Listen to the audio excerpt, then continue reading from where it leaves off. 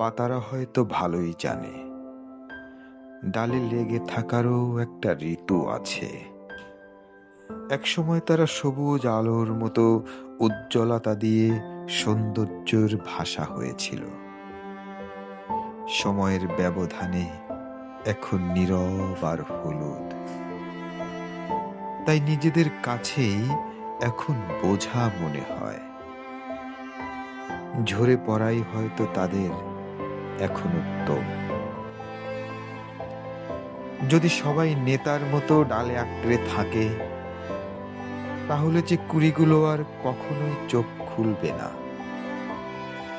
বনানীকে থমকে থাকবে ফাগুনেও। বৃক্ষের সৌন্দর্য শুধু রক্ষণশীলতায় নয়, পুরাতনকে তো জায়গা ছাড়তেই হয় একদিন। সরে গিয়েও মাঝে মাঝে মহান হওয়া যায়।